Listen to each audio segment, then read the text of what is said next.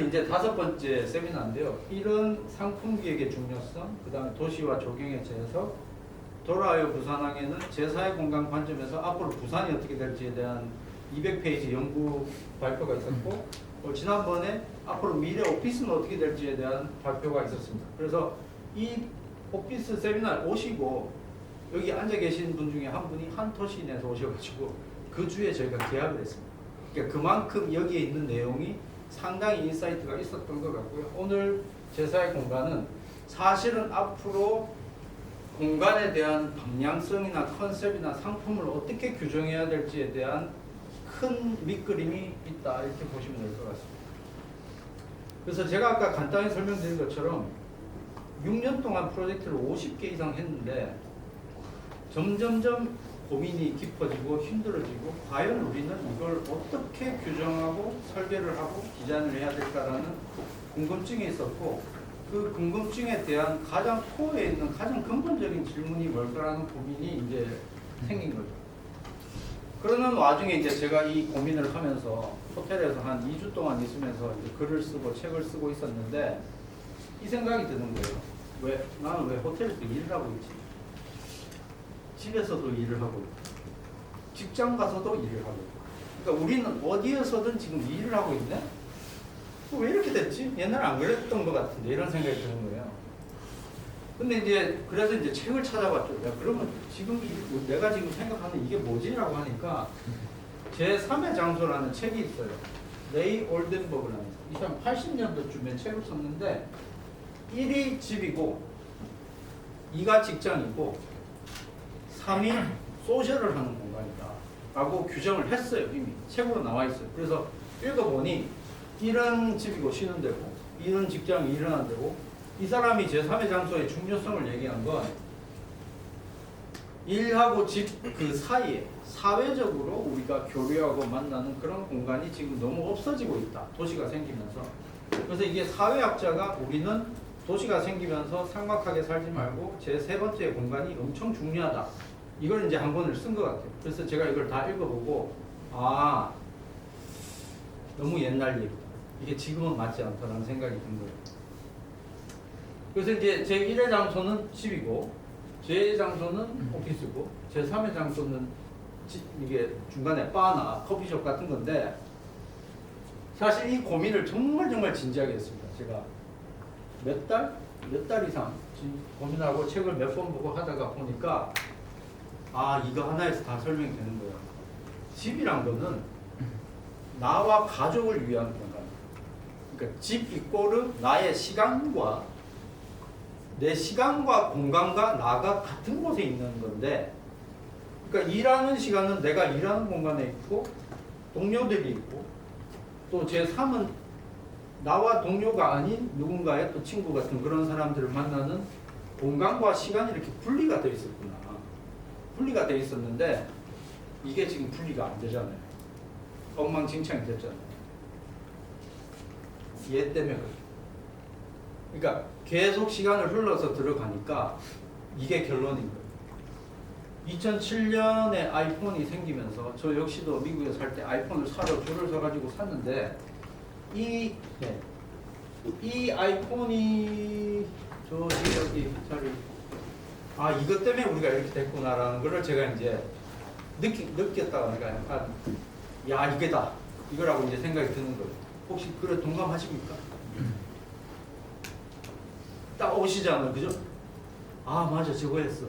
이게 왜 이렇게 왜 이 모양이 됐냐? 얘 때문에 그런 거예요. 얘가 되고 나니까 아침에도 일, 점심에도 일, 저녁에도 일, 이게 다 섞였어. 그러니까 오피스에서 집 같은 공간이 필요해진 거예요. 집은 또 일하는 공간이 필요해진 거예요.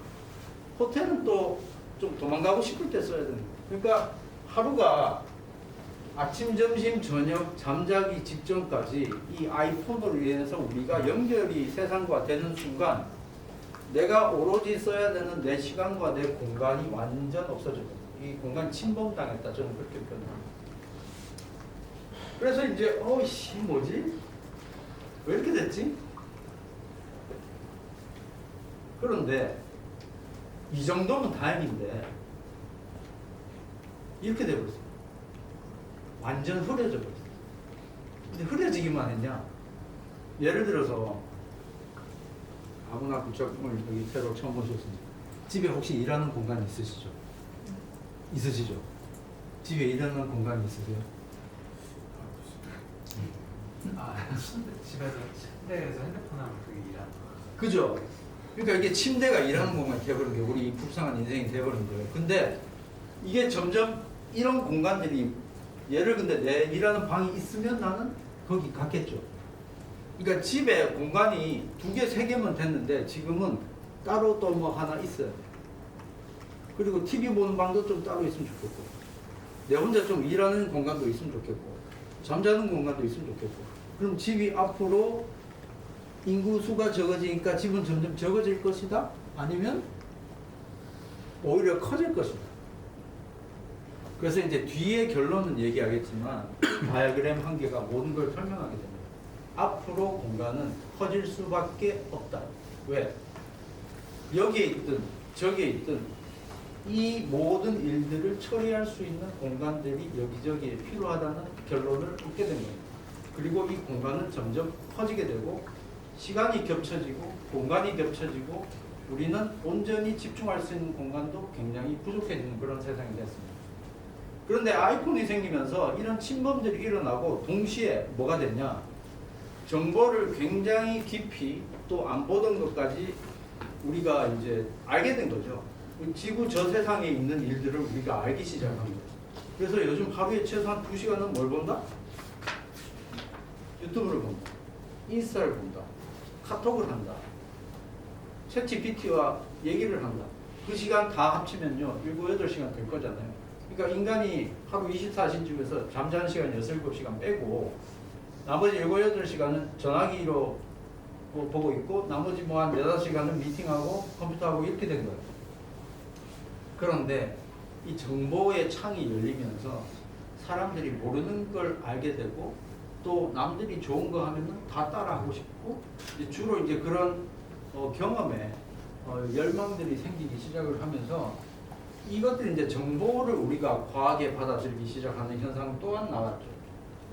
근데 이걸 할 수밖에 없는 장치가 지금 보이는 것처럼 세상에 지금 현재를 움직이는 이런 회사들이 마이크로소프트는 예전에 있었지만 아이폰이 생기면서 소위 말해서 돈을 벌게 된 기업들이 페이스북, 아이폰 당연하고 에어비앤비, 인스타그램, 메타, 아마존 모든 이런 기업, 지금 현재 이 기업들은 아이폰이 없었으면 나타날 수 없었던 회사들이 지금 전 세계를 움직이고 있는 게 됐는데 이 사람들이 돈을 벌었다, 많이 벌었다, 적게 벌었다.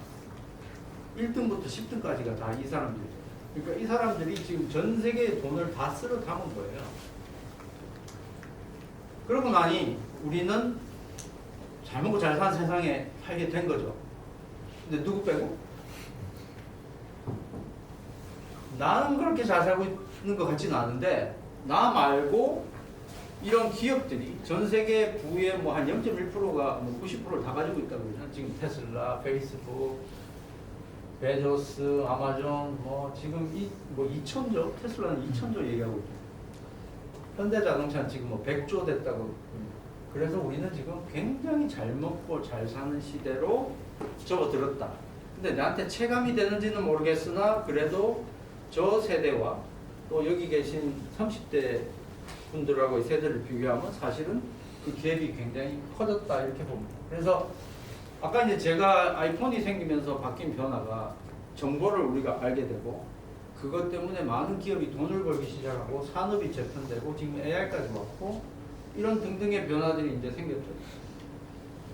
그런데 이 부분이 이제 또 중요해요.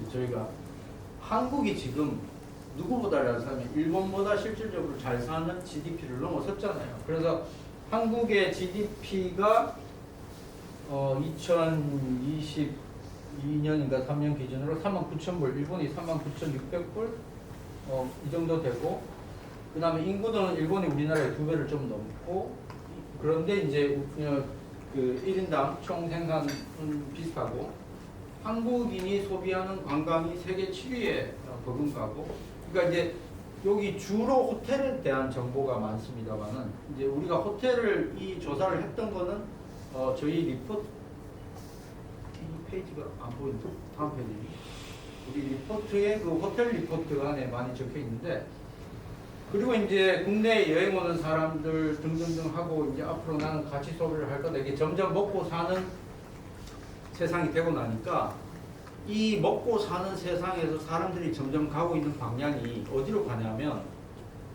경험 쪽으로 많이 가고요. 이제 그건 나중에 뒤에도 나오지만 호텔이 그거에 대한 대표적인 케이스고 호텔에서도 또 오셨지만 그래서 아이폰이 생기면서 경제가 좋아지고 먹고 사는 게 좋아지고 그러다 보니 궁극적으로 답을 먼저 말씀을 드리면 지금 우리는 먹고 사는 시대가 끝났단 말이에요. 그러면 이제 잘 먹고 잘 사는 시대가 됐는데 그럼 잘 먹고 잘 사는 시대에 필요한 공간은 어떻게 생겨야 되느냐를 이제 고민이 드는 거죠.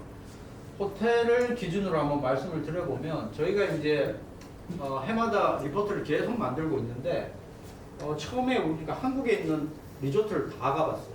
30군데. 그래서 우리 스스로 리포트를 만들어내고 일본에 있는 호텔을 가보고 오피스를 가보고 해서 리포트를 내서 어떤 경제적인 그 변화 또는 경제 규모에 대한 차이를 이제 알게 되기 시작을 했는데 일본만 해도 호텔을 갈 수 있는 상품이 굉장히 많죠.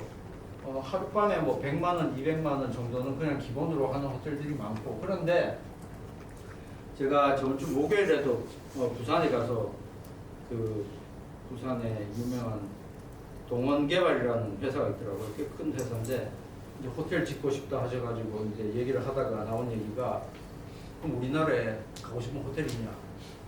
쉽게 대답해. 없어 잘. 그러니까 우리나라에 지금 돈 주고도 가고 싶은 호텔이 있냐? 잘 없어요. 저도 호텔업을 많이 했지만 돈을 내가 한 100만, 200만 원 쓰더라도 난 저 호텔에 꼭 가고 싶다. 한국에는 없는 거예요. 그래서 이제 일본 전체를 분석하고 여기에 있는 숙박업소를 가격대별로 저희가 다 조사를 했어요. 이거 그냥 공짜로 드릴게요. 다 있어요. 저희 사이트에. 조사를 해보니 무슨 차이가 있냐. 숫자에서도 차이가 있지만 이 리포트는 2023년에 저희가 만든 리포트에서 출시한 자료인데요.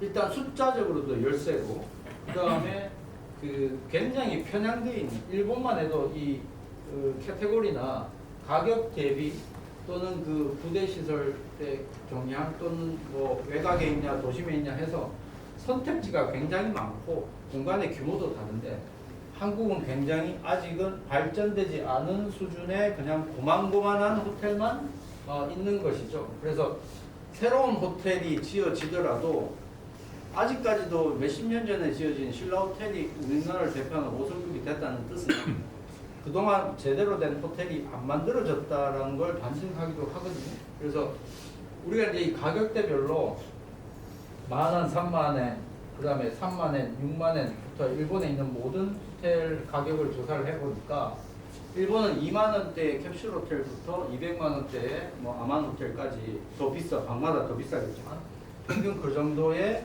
규모의 차이를 보여진다. 그런데 그 아까 이제 앞에서 잠깐 이 경제에 대한 규모를 잠깐 보여드렸지만 일본이랑 우리랑 이제 먹고 사는 같은 수준에 이르렀는데 일본에 있는 호텔이나 오피스를 가보면 소위 말해서 한국보다는 훨씬 앞선 넘사벽 같은 상품들이 존재한단 말이에요. 그러면 뭐지? 먹고 사는 수준은 비슷한데 쟤들은 엄청나게 좋고 우리는 아직 좋은 게 한 개도 없고 뭐 이런 분위기잖아요. 근데 이제 최근에 저희가 이 리포트를 쓰고 제가 작년 10월에 추석 때 뉴욕을 다녀오고 오피스를 답사를 하고 리포트를 또 만들었었는데 재미있는 건 일본의 200, 300만 원짜리 호텔을 제가 부려고 하고 있는 그 와중에 조짐이 나타나는 거예요. 뭐냐? 한국에도 이제 200, 300만 원짜리 호텔이 등장할 거다라는 게 지금 곧 일어날 수 있는 일이잖아요. 그래서 뭐 풀만, 파라나스, 죄송합니다. 이 파라다이스는 없네요. 저희가 조사해드렸습니다. 있나요? 그리고 뭐 유원제, 한옥 헤리테지, 한학교 영등, 빌라주 아난티, 남해 솔비치 등등 해서 보니까 유원제가 170만 원을 받기 시작을 하네. 각각 가보니까 가네 사람들이. 제주도 가니까 메리엇 호텔 있는데 하룻밤에 120만 원인데 갈까? 가보니까 사람들이 가요. 뭐지? 돈을 쓸 데가 없는데 상품이 필요한 시기에 상품이 이제 나오기 시작하겠다라는 거를 이제 예측이 가능한 거죠. 그래서 이제 한국에도 지금 이런 우리가 예상하건대 앞으로 더 5성급의 또는 더 좋은 상품들이 계속 이제 나오고 있다. 나오기 시작했다. 이제 신세계도 뭐 저기에 뭐 저기 암만 짓는다고 하고 그런 소리가 들리잖아요. 그래서 하룻밤에 1,000만 원씩 내는 것들. 예를 들면 울릉도 코스모스 같은 데는 아예 1년에 뭐 한 달씩 누가 빌려서 쓴다고 그런 얘기도 하시고. 그러니까 우리나라가 점점점 제가 기업에 있는 분들이나 이제 투자하시는 분하고 얘기를 해보면 솔직히 갈 데가 없다. 돈 있어도 갈 데가 없다. 그리고 가성비가 너무 없다. 그런 얘기들을 하시는 거죠. 그래서 이제 한국도 먹고 사는 게 되고 나니까 점점 더 이제 갈만한 데를 찾고 있구나라는 조짐이 나타나고 있고, 오피스는 이제 뭐 여기도 오피스 우리나라에서 제일 비싼 오피스 중에 하나죠. 그래서 오피스는 저희가 이제 오늘 여기 뭐 크래프톤에도 오셨지만 3년 동안 크래프톤에 일을 하면서 정말 힘들었고 재밌었던 건 이 사옥 하나를 짓는데 정말 피와 땀을 녹여 넣어야지만 될 만큼의 노력과 고민이 들어가고, 또 이 오피스가 과연 지역과의 어떤 연결, 시너지, 또 문화적인 어떤 컨트리뷰션, 직원들의 업무 생산성 등등에 대한 엄청난 데이터를 보고 연구를 해보니까 저희가 이제 그래서 미국에 있는 많은 회사들 또 일본에 있는 회사들을 다 조사하고 직접 다 가봤죠. 가보고 나니 이제 그게 또 극명하게 더 보이기 시작합니다. 호텔 업계는 이러는데 제가 리포트 다 드립니다. 동영상도 드릴 거예요. 그래서 오피스를 다 보고 나니까 아까 일본에서 봤던 그 한 두세 배 차이가 똑같이 오피스에서도 다 보이는 거예요. 일본도 그렇고 미국도 그렇고 그게 뭐지? 뭐 약간 이제 감이 좀 오려고 하는 것 같은데 우리나라가 지금 먹고 사는 건 됐는데 확실히 이 공간에 대한 그런 디자인 능력이나 공간에 대한 기획 능력, 공간의 쓰임새 또는 쓸모가 앞으로 더 많이 좋아질 기회들이 나타날 수 있겠다라는 것이고, 오피스도 지금 가격이나 이런 것들을 비교를 해보면 정확히 퉁치면 답을 먼저 말해보고, 서울에 오피스를 계속 지어도 될까요? 안 될까요? 다 공실인데 앞으로 더 지으면 안 되겠죠. 다 공실이잖아요. 다 공실 맞아요? 뭐 여기 센터장님, 오피스는 앞으로 공실이 될 것이다. 수요가 넘쳐난다. 아니면 더 지어야 된다. 제 결론은 더 지어도 된다. 단 조건이 그렇습니다. 좋은 걸 더 지어야 돼. 그러니까 고만고만한 건 더 지어봐야 소용없고, 지금 이 건물 같이 아까 제가 뭐라고 했어요? 동그라미가 커지잖아요. 그러니까 오피스에서 할 일이 너무 종류가 많은데 고만고만한 건 지어봐야 소용없는데 더 크고 더 좋은 거는 자꾸 지어야 돼. 그래야 우리가 도쿄의 아자부다의 힐스 같은 걸 볼 수 있는 서울이 곧 돼야 되는 운명적인 것들이 있는 거죠. 서울 같은 경우는 지금 60% 이상이 이제 뭐 개발될 수 있다고 하는데 수도권 전체를 보면 뒤에 데이터가 나옵니다만은 아까 말씀하신 양극화 뭐 이런 얘기는 좀 지나가고 이제 제가 뒤에 얘기가 나오겠지만 제가 제일 놀란 게요. 서울의 밀도가 참 빡빡하잖아요. 근데 어느 정도인지 좀 몰랐어요. 근데 자, 전 세계에서 제일 밀도 높은 1번부터 10등 중에서 서울이 어느 정도 들어갈까요? 대한민국이. 이 밀도, 이 공간의 밀도 1등이다. 대한민국인 거죠. 서울이 아니라. 대한민국. 대한민국은 별로 안 높을 것 같은데. 뒤에 답이 나와. 1등. 그래서 저희가 이제 그 계산법을 뒤에 보여드릴게요. 그래서 한국에 있는 이런 오피스의 지금 현재 프라임 오피스의 수준, 임대료, 그 다음에 이 오피스의 건물 가격, 그 다음에 일본에 있는 것, 뉴욕에 있는 것들, 저희가 이렇게 이제 다 비교 분석을 해보니까 한국은 앞으로도 훨씬 더 필요하다가 결론입니다. 그게 이제 감성적인 접근 말고 데이터로만 봤습니다. 인구가 5천만 명이고 일본은 뭐 1억 2천만 명이고 미국은 뭐 3억 4천만 명이고 해서 저희가 이제 재미로 이렇게 봤어요. 그 나라의 총 경제 생산 규모에서 나라 땅을 n분의 1로 나눠봤어요. 그러니까 킬로미터당 발생할 수 있는 경제 생산량이 나오잖아요. 그게 한국이 약 17,900불 정도고 일본이 11,000불 정도, 미국이 3,000불 정도. 그러니까 한국이 미국에 비해서 땅 사이즈로 보면 6배 이상 여기에서 효율을 내고 있다. 일본에 비해서도 약 1.7배 정도 한국이 더 경제적인 효율을 내고 있다. 그러니까 무슨 얘기예요? 좁은 땅에서 빡빡하게 힘들게 살고 있지만 우리는 미국에 비해서도 6배 이상 생산을 하고 있는 거예요. 이 땅에서. 근데 여기는 없지만 제가 또 다른 데이터를 이제 페이지가 너무 많아지니까 제가 이제 시간이 지날까봐 안 뺐는데 한국의 경제 밀도 그건 이제 제가 필요하면 나중에 또 데이터를 드릴 텐데 홍콩이랑 거의 비슷해요. 수도권. 서울 경기는 지금 현재 홍콩의 땅의 밀도와 경제 생산이 비례합니다. 그런 생각을 해보면 야 홍콩 거기 엄청 빽빽하고 막 젓가락같이 건물 위에 올라가는데 한국이 그 정도야? 라고 하는데 그 정도가 맞습니다. 그래서 이제 이걸 역으로 생각해 보면 너무 좁은 땅에 살고 있는 거예요. 또 그리고 건물도 너무 좁을 수밖에 없어요. 그런데 아까 역설적으로 아이폰이 생기고 우리가 이 공간의 기능이 많아지면서 공간이 더 필요하다고 했잖아요. 근데 공간은 더 늘어날 수가 없잖아요. 지금 현재 서울의 땅덩어리 사이즈에서는. 그러다 보니 이제 여기서 고민이 시작돼요. 데이터로 보니 더 이상 늘어날 공간은 없는데 필요한 공간은 분명히 있고 그 다음에 미국이나 일본에 비해서도 앞으로 더 커져야만 되는 이런 상황에서 지금 우리가 늘어날 룸이 너무 없다라는 거고요.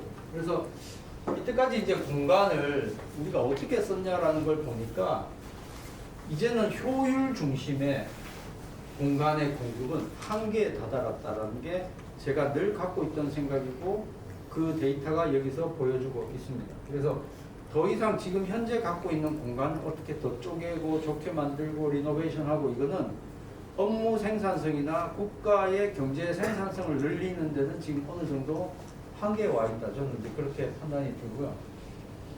그 다음에 이제 좁은 땅에서 계속 이제 생산을 하다 보니 스트레스가 엄청나게 많은 거예요. 그러니까 같은 사이즈에 최대한 때려놓고 여기서 막 라면을 열심히 끓이니까 이 라면이 계속 끓이다가 이제 짜지고 타고 이러니까 스트레스가 이어지는 거죠. 그러면 이걸 이제 동물학적인 또 우리의 여기 오피스의 업무적인 효율로 보면 이제 사무실은 굉장히 좁은데 회사에서는 여기서 열심히 일하라고 하는데 답답해 죽겠는 거지. 일은 안 되잖아요. 빽빽하잖아요. 그러면 어디 가서 일해요?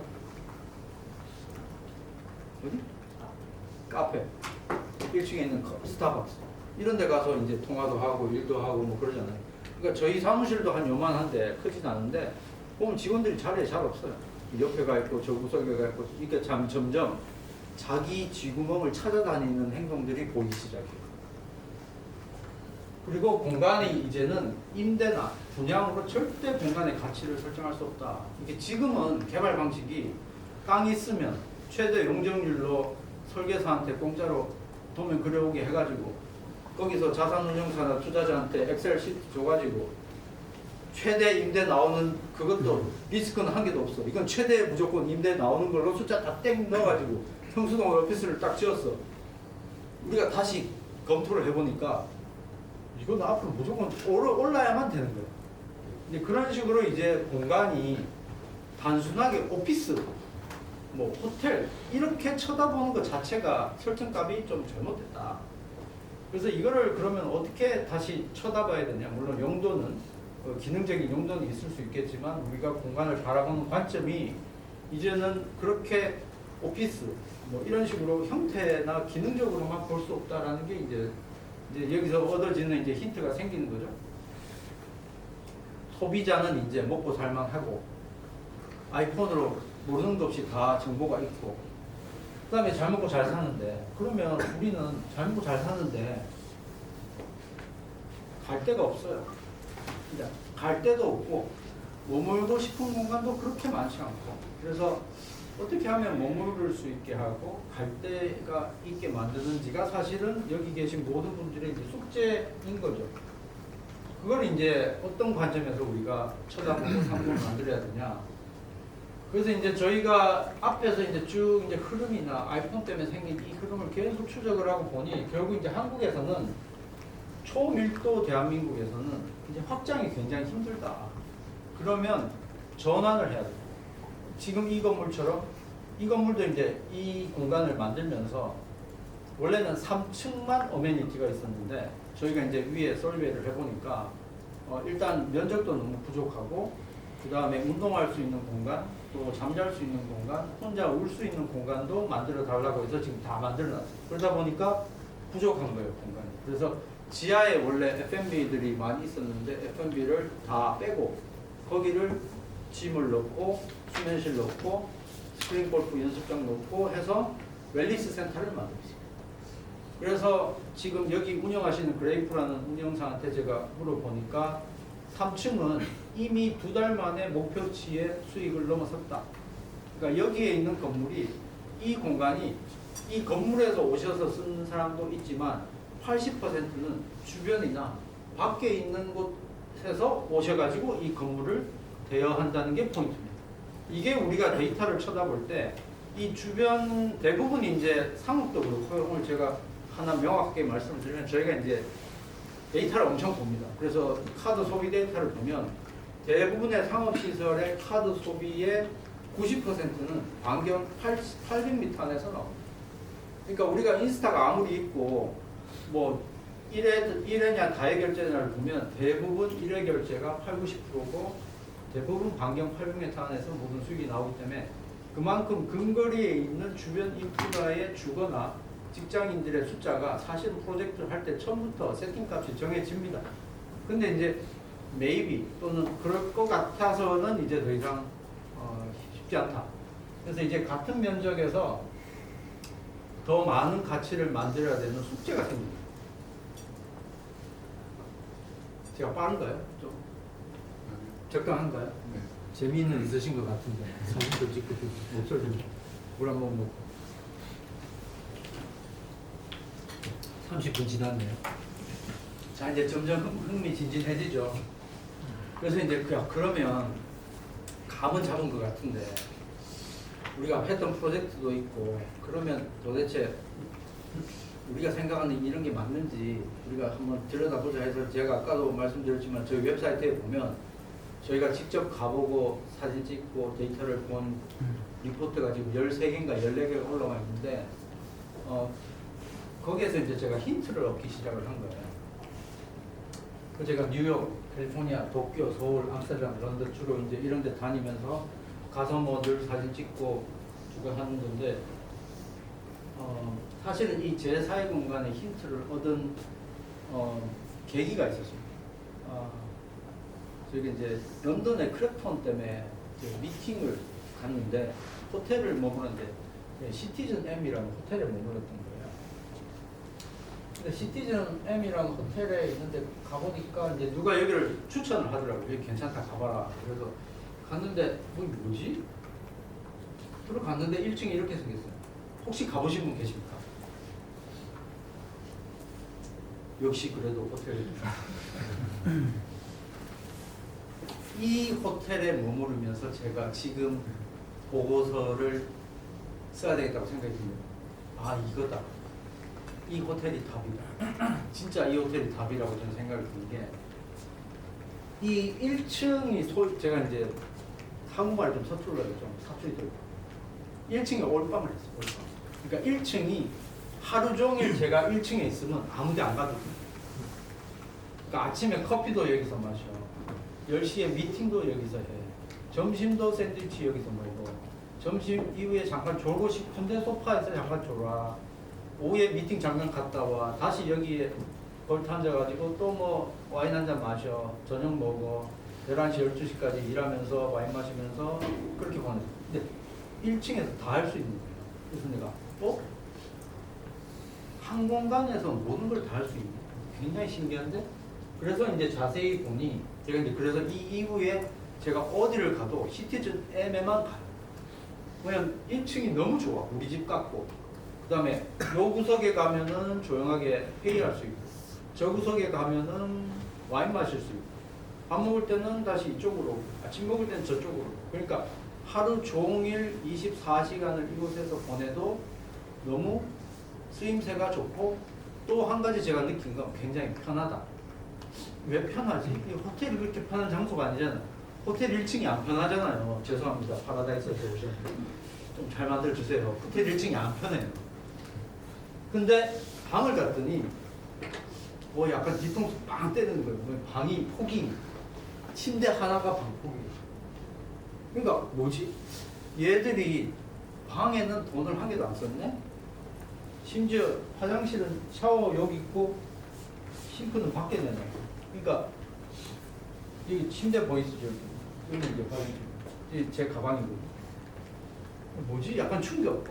호텔 방은 열면 옷걸이도 있고 화장실도 있고 침대도 여기도 있고 저쪽에 아무것도 있고, 근데 얘들은 그게 없어. 오로지 여기서는 잠만 자. 그러니까 할 수 없이 여기서는 잠만 자겠대. 근데 꿀잠을 잤어.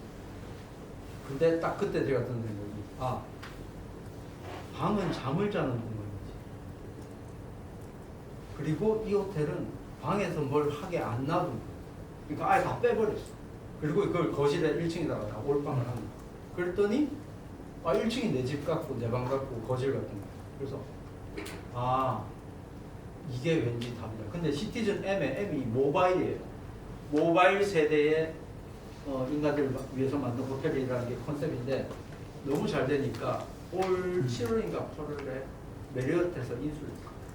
엄청 비싼 가격. 그래서 이제 그런 걸 제가 보면서 아, 왠지 이게 답인 것 같아. 그때부터 이제 고민이 시작되고 연구를 한 거예요. 스타벅스가 커피 마시는 데인가요? 아니면 수다 떠는 데인가요? 전자가 커요? 후자가 커요? 둘 다 지금. 그런데 제가 어제 본 유튜브인데, 아, 내가 맞았구나라는 생각이 드는데, 이 아줌마 누군지 아세요? 저는 잘 몰라요. 근데 보니까 유명하시더라고요. 근데 대화에서 이게 딱 나와요. 스타벅스가 예전에는 나만의 장소, 나만의 커피였는데 지금은 아니다. 스타벅스가 바뀌었다. 지금 스타벅스 가면 커피 안 팔고 이상하게 막 굿즈 팔고, 뭐 스타벅스가 이제 장사 잘 안 된다 이런 얘기를 하시는 거예요. 근데 댓글이 중요해요. 댓글. 요 장면에 댓글이 이렇게 나와요. 후딱 주문하고 가야 될 것 같고 자리는 없고 너무 힘든, 휴식이 아니라 귀를 막고 싶어지게 바뀌어버리고, 눈치 안 보고 오래 앉아 있을 수 있는 것 최고 장점이에요. 눈치 안 보고 오래 앉아 있을 수 있어서 좋은, 그거 빼고는 없어요. 스타벅스를 자주 이용하는데 개인적으로는 커피를 마시러 가기보단 공간을 이용하기 위해서 방문하는 것 같아요. 댓글 어디에도 커피 맛이 어떻거든 없어요. 그러니까 모든 사람들이 스타벅스를 가는 이유는 앉을 데가 있고 수다를 떨고 싶고, 그래서 공간을 사용하기 위해서 간다가 스타벅스의 성격이었던 거예요. 근데 스타벅스는 아시겠지만 또는 모르시겠지만, 처음 스타벅스를 만들 때 표방했던 논리가 우리는 제3의 장소가 될 거야가 스타벅스의 지향점이었어요. 기사 찾아보시면 돼요. 그러니까 스타벅스는 아까 제일 처음에 보여드린 올덴버그가 얘기했던 집과 직장 사이에 모여서 이야기하고 떠들 수 있는 공간이 스타벅스였는데, 이제 그 성격이 점점 바뀌었다. 그리고 요즘은 스타벅스 갈 돈으로 어디 간다? 2,000원짜리 싼 커피를 마시든지, 아니면 차라리 몬모스 커피를 가든지, 7,000원, 8,000원 내더라도 핸드드립 먹고, 이제 그렇게 바뀌잖아요. 그러니까 이제는 사람들이 스타벅스 같은 경우는 이제 그렇게 공간을 찾아가는데, 아까 제가 호텔 얘기했을 때 시티즌 M 이 호텔이 제가 좋았던 이유 중에 하나는, 지나가던 사람도 마음 편하게 들어올 수 있고, 또 호텔에 머무는 사람도 언제든지 내려올 수 있고, 이게 한국 편으로 하면 좀 지루한 편이지만 공공성, 그러니까 누구든지 마음 편하게, 호텔이니까 좀 거부감 있는 이런 게 아니고 내가 들어가고 싶은 그냥 걸어 가서 들어가서 뭐 그냥 앉아 있다가 나와도 전혀 상관없고 제가 이제 뉴욕에 갔을 때 마침 여기 코비트도 오셨지만 이제 그 뉴욕 갔을 때 프라임 오피스를 다 가봤어요. 정말 새로 지은 거. 다 가봤는데 거기서 보여진 게 1층이 이제는 건물게 아니에요. 그러니까 옛날에는 건물 들어가서 사진 찍으면 나가라 그랬거든요. 지금은 웃어가지고 사진 찍고 분위기가 그렇게 바뀌었어요. 그래서 1층이란 공간은 이제는 공공이 쓰는 공간이라고 처음부터 생각을 해야지. 여기가 호텔 리셉션이고 오피스의 로비니까 딴 사람 오면 안 되고 이제 우리 손님들만 와야지 이 생각은 하면 안 돼요.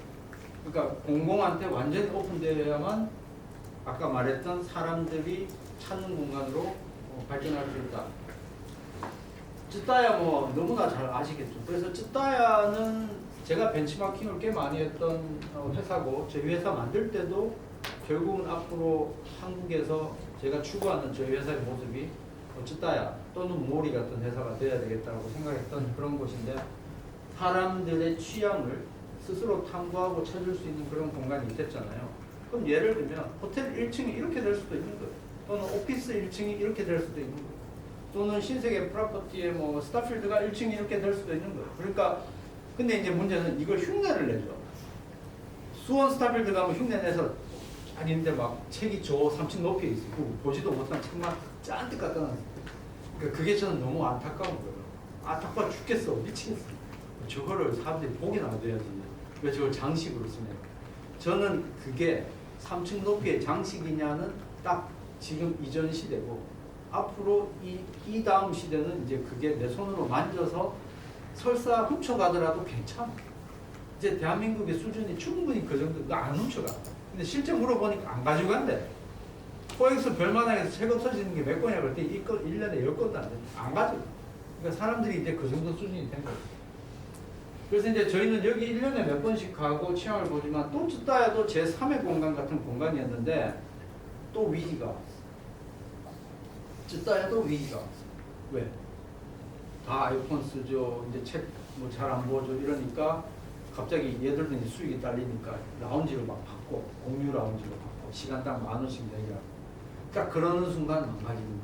그래서 이게 이제 우리가 좋은 사례만 있는 게 아니고 이런 게 문제가 되고 있구나라는 사례를 지금 보여드리는 것이고 구글 베이류 이제 제가 이제 호텔이나 뭐 책방 같은 거 좀 보여드렸지만 이제 오피스를 우리가 다 가보고 조사를 하다 보니까 제4 공간에 이제 뒤에 나오지만 이렇게 쭉 보다 보니 우리가 공급자 관점에서만 자꾸 얘기를 했는데 제가 아까 공간의 주권이 침범당했다고 얘기했잖아요. 내가 있을 공간이 없다고 얘기했잖아요. 그래서 결국 제4의 공간 또는 우리가 다른 표현으로 우리가 만들어야 되는 앞으로의 상품의 철학적인 정의가 뭐냐라고 내렸을 때는 내가 선택할 수 있고 내가 주인공이 될 수 있는 공간이 앞으로 사람들이 필요한 겁니다. 왜? 잠시도 내가 주인공일 수가 없어. 항상 아이폰에 사람들의 연락을 받고 아이폰에 연결돼 있고 공간을 내가 스스로 꾸밀 수 있게 만든 오피스 사례는 구글 같은 경우는 여기 보면 흰색 줄 딱 떠가지고 야 여기 너네 팀이거든 네 맘대로 알아서 꾸며 라고 하는 거예요. 그러니까 개인한테 또는 조직한테 이런 스스로 선택하고 규정할 수 있는 공간을 주면서 이 공간을 꾸미는데 이게 결국에 구글이 연구해서 구글 2.0 오피스 효율 업무 생산성의 2.0의 결과물이었고 또 이게 결국은 스스로 공간을 만들어서 쓰게끔 한 그게 이제 그 결과가 된 거예요. 원 밴더빌트 혹시 가보신 분 있습니까? 제가 여행사를 차려야겠다. 해가지고 제가 깃발 들고 야 모여라 내가 투어 해줄게. 가봤는데요. 제가 가봤으니까 잘 아는데 저도 처음 가봤어요. SL 그린이라는 회사인데 여긴 제가 이제 삼성 SRA 자산운용에서 소개를 해서 갔는데 여기 보니까 한국국민연금이 이 회사에 투자를 했더라고. 근데 이 건물이 지을 때 4.4조인데 작년 여름에 리파이낸싱을 해서 리이발류에이션에서 가치 평가를 받은 게 약 6.4조니까 한 오픈하고 1년 반, 2년 만에 한 1조 이상, 1.2조? 50% 이상 오른 거예요.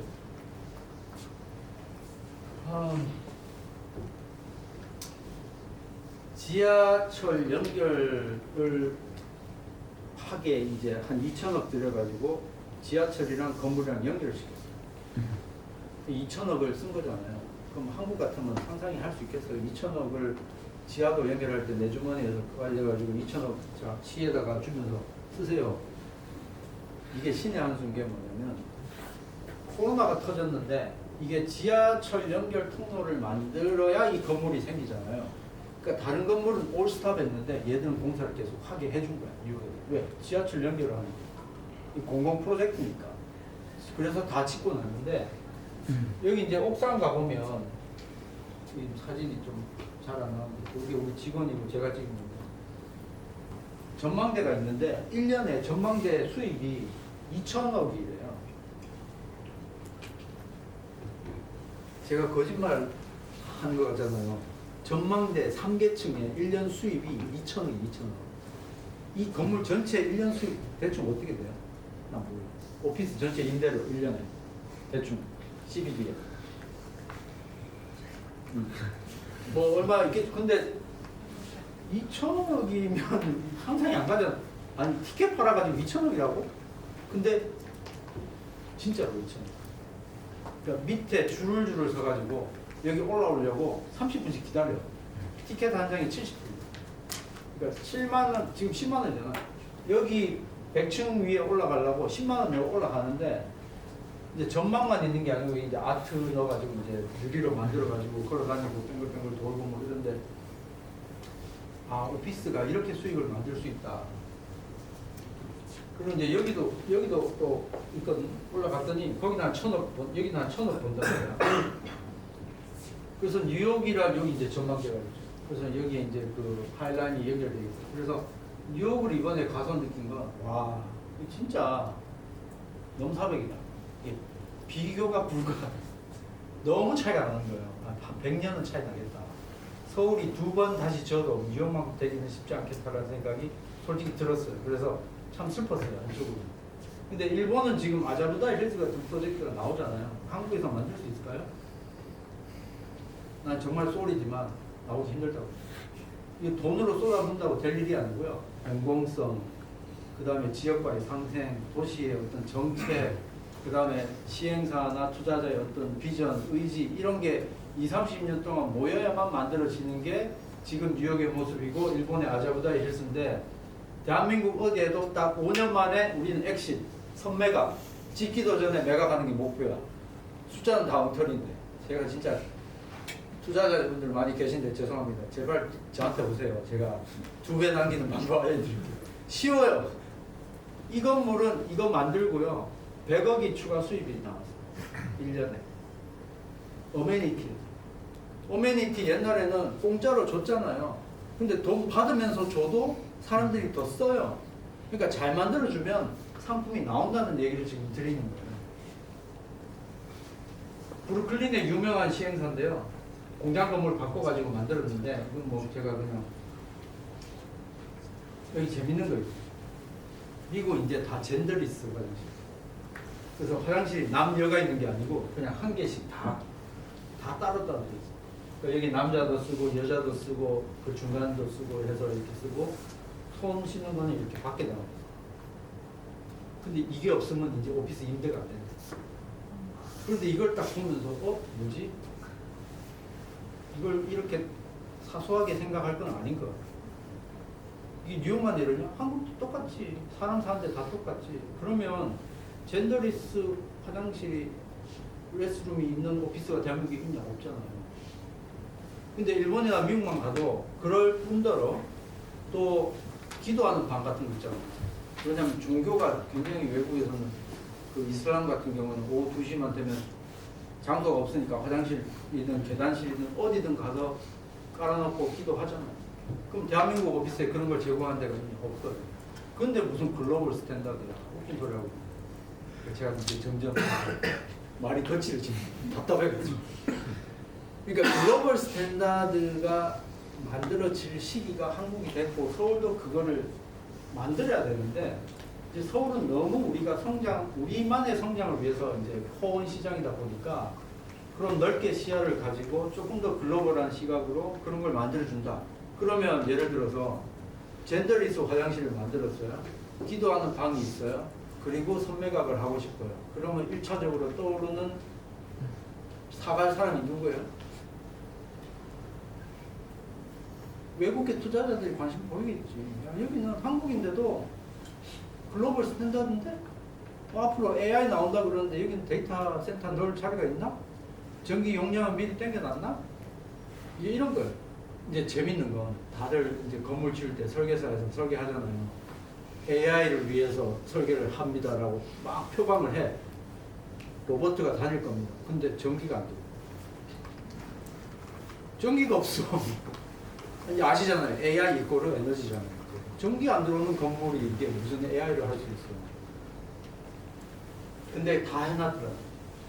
층마다 AI를 쓸 수 있는 데이터 센터를 각 층마다 다 만들어놨어요. 그래서 내가 보고 정말 쇼킹했어요. 그리고 여기에 오는 회사를 타겟을 딱 정해놨어요. AI로 스타트업에서 잘 나갈 수 있는 회사 한 50평부터 스타트해서 100평, 200평으로 옮길 수 있는 회사로 딱 세팅해놓고 인테리어 디자인까지 다 해놨어요. 그러니까 막 급하게 인테리어 해서 들어올 필요도 없고, 근데 지금 이제 스타트업 해가지고 딱 스타트하는 회사는 다 갖춰져 있으니 인프라가 다 있으니까 몸만 딱 들어오면 돼요. 그러니까 한국편으로 풀옵션 오피스가 있더라. 한국에 이거 있냐? 없잖아요. 만들 생각도 안 하고 만들기도 싫고 귀찮고 뭐 알아서 오겠지. 그러니까 그게 분양하고 손 터는 게 워낙 여기에 딱 세팅값이 있어요. 그래서 이제는 분양하고 도망 못 가고 반드시 내가 그거를 운영을 해주고 인프라를 쓰게 해줄 수 있어야만 이제 앞으로 테넌트를 유치할 수 있다라는 얘기죠.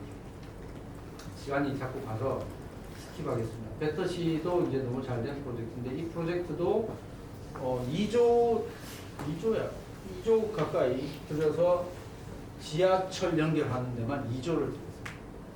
원래는 지하철 연결이 안 돼 있는데 내 돈 들여서 지하철 연결했어. 2조 들여요.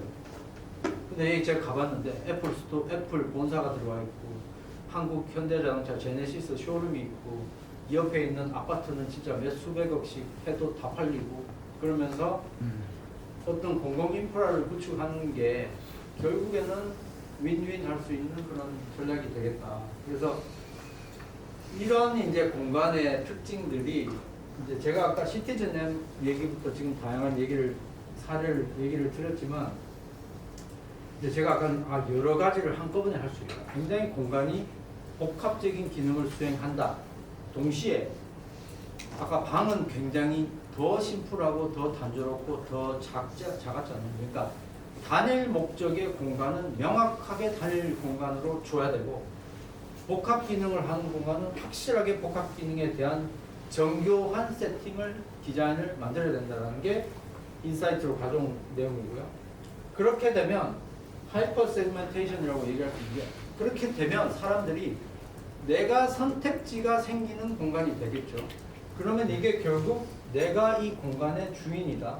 내지는 나는 이 공간에 돈을 지불하겠다라고 생각이 들 수 있겠다는 생각이고 그 다음에 어디든 쉽게 접근할 수 있는 무료 개방을 무조건 해야 된다.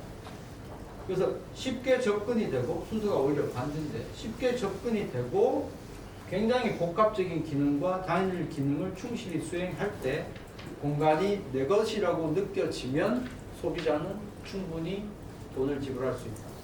이게 공급자들이 들어야 될 얘기인가 아닌가 싶습니다. 그래서 이제 다 끝났습니다. 거의 다. 그래서 우리가 이때까지 많은 해외 사례나 또 제가 했던 국내 사례나 또 여기에 계신 모든 분들이 지금 프로젝트를 하고 계신 분들 입장에서 보면 항상 우리가 헤매잖아요. 명확함이 없어요.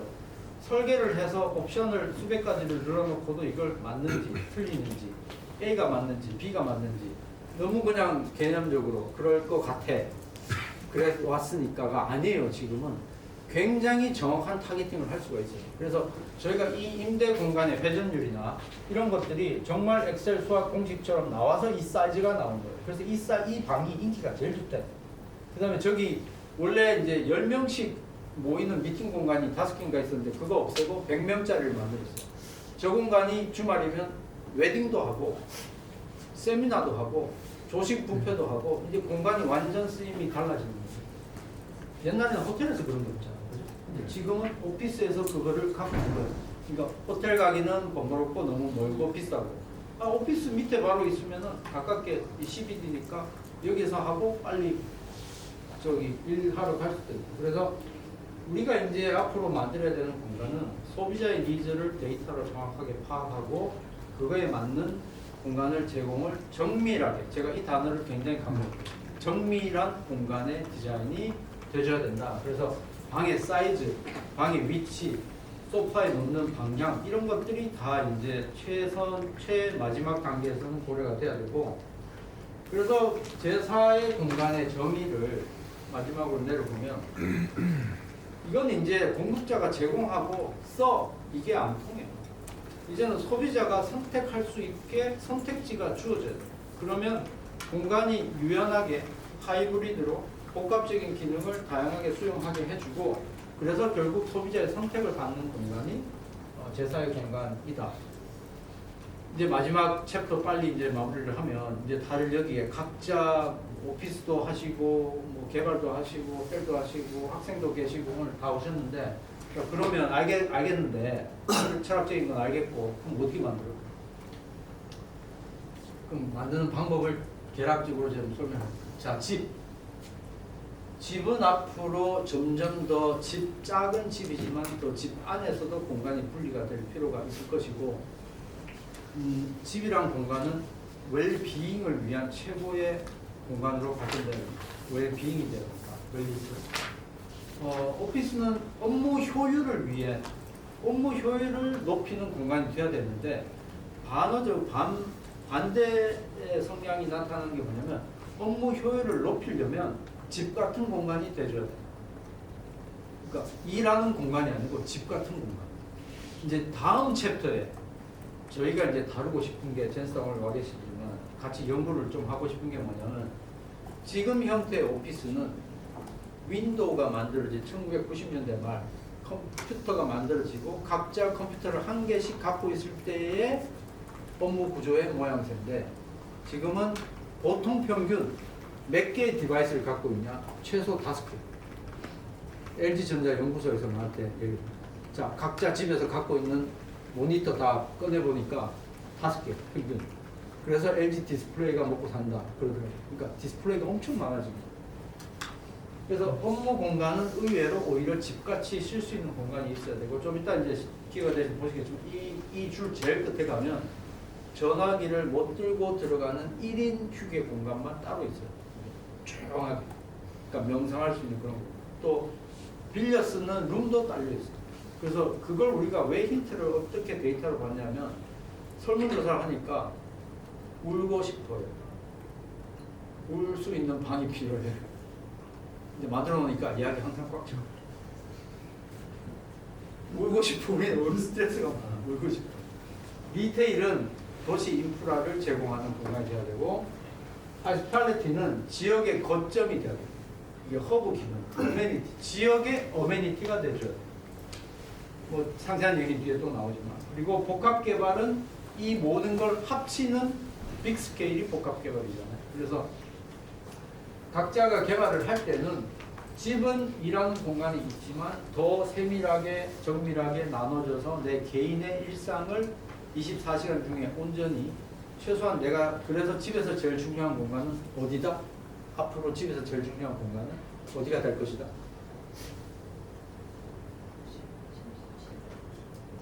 잠자는 공간. 그래서 LG가 저한테 와가지고 스마트폰 만들겠다고, 어디가 제일 중요합니까? 집에서 뭐 합니까? 집에서 뭐 하십니까? 먹어요? 놀아요? 집에 몇 시간 있으세요? 잠밖에 안 자잖아요. 그럼 잠을 급한 잠자는 공간을 만들어줘야 된다. 그래서 센싱 해가지고 침대 레이아웃부터 화장실 바늘 레이아웃, 그 다음에 자동 청소기 등등등 해서 집은 앞으로 잠자는 공간이 정말 중요하고, 오피스는 이 사진입니다. 여기 끝에 가시면 있는 공간이 이렇게, 요거는 이제 저기 물로 하는 거예요. 진짜 그래서 혼자 조용히 쉴 수 있는 공간이고, 요 공간은 요 앞에 있는 공간이 여기 있습니다. 그래서 오피스는 오히려 더 휴식하는 공간이 잘 돼 있어야만 다시 회복해서 업무를 할 수 있게 된다. 리테일은 아까도 얘기했지만 도시 인프라의 거점이 돼야 되고, 좋은 공공성의 사례가 있습니다. 롯데백화점 대전 청주점 1층에 성심당이 있대요. 가보십시오. 뭐 하세요, 요새? 빵도 안 드세요? 참. 우리 너무 몰입해가지고 아까 복잡한 밀도에서 생산성을 위해서 살지 말고 대전 성심당 한번 가보세요. 오픈하기 전에 2바퀴 줄 선대요, 백화점이. 백화점 1층에 뭐가 있어요, 정상이요?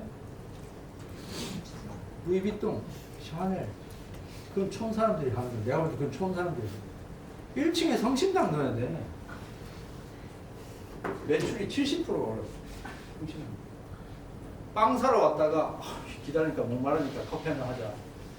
근데 여보야, 자기야, 여기 저기 반짝거리는 거 저거 한 번만 보고 갈래? 갔다가 뭐 또 한번 털려가지고 가방 하나 사가지고 가. 그러면서 백화점 매출이 70% 올라가. 이게 진짜 막 우리가 스마트해져야 되는 이유인 거고. 팔레티는 제가 이제 좀 잘난 척 하려고 원 호텔 가보셨어요? 혹시 가봤네. 그러니까 원 호텔, 뉴욕의 그 센트럴 파크 바로 앞에 원 호텔이라고 이제 조그만한 호텔인데 갔는데, 와, 1층에 한국에서 말차를 그렇게 녹차 전부 얼굴 뽀얀 애들이 그거 마시고 있어. 웰리스야. 고기는 안 먹어. 채식하고. 지금 이제 완전 그쪽으로 넘어갔어요. 그러니까 한국은 아직 좀 쫓아갈 필요가 있어. 근데 너무 세상에 볼 게 많고 따라할 수 있는 게 많고 벤치마킹 할 수 있는 게 많고 상품은 늘어지고 흐트러져 있는데, 이상하게 대한민국은 빈 땅에 인허가만 생각해. 이게 나중에 사용자가 돈을 어떻게 쓸지를 고민을 안 해. 인허가만 나오면 PF 하면 인생 끝난 줄 알아. 그때부터 이제 골로 가는 거예요. 제가 죄송합니다, 진짜. 지난번 세미나도 되게 재밌었어요. 제가 이제 막판에 시동 걸려가지고 집에도 안 가고 얘기하고, 이거 한번 같이 만들어 봤으면 좋겠어요. 그래서 저는 사실 뭐 제가 비싼 돈 쓰고 공짜로 제 회사에서 6년 동안 갖고 있는 모든 노하우를 오픈시켜서 공짜로 리포트로 나눠주고 심지어 설명까지 해주잖아요. 나중에 다음에 끝에다가 돈 받게 도네이션 받아가지고, 그 강의 잘 들었으면 도네이션 받고 그걸로 뭐 좋은 일에 또 ESG 하면 돼요.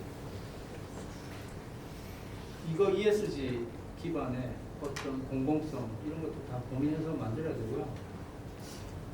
결론은 작은 스토어 하나부터 도시 스케일에 이르기까지 우리가 이제 모든 개발이나 공간을 만들 때는 무조건 작게 실질적인 사람들의 데이터를 보고 그 한 명 한 명의 그 선택을 받을 수 있는 공간을 만들어야 된다. 나가실 때 한번 보시면 요 바로 옆에 카페가 있는데, 혼자 앉아서 창문 바깥쪽으로 보는 테이블이 있고요. 중간에는 3명, 4명 앉을 수 있는 테이블이 있고요. 2명 앉는 테이블이 있고요. 저쪽에 가면 10명 앉을 수 있는 테이블이 있어요. 다 계산해서 나온 거예요. 잘난 척하면. 그러니까 그만큼 테이블, 의자, 개수, 보는 방향도 고민해서 만들면 수익이 발생한다라는 거예요. 그래서 마지막 결론은 제4의 공간은 내가 선택하고 내가 주인공이 되는 철학적인 정의로 결론이 나왔고요. 비즈니스적인 정의는 초개인화된 경험을 구현하는 공간의 플랫폼이 되어야 된다 라는 게 오늘 제4의 공간이 세상에 나온 날의 어떤 얘기입니다. 세계 최고 밀도의 도시 대한민국 서울에서 우리는 비로소 온전히 나로 돌아갈 수 있는 공간이 필요하다는 사실을 깨닫게 되었습니다. 이 리포트를 제가 만들었습니다.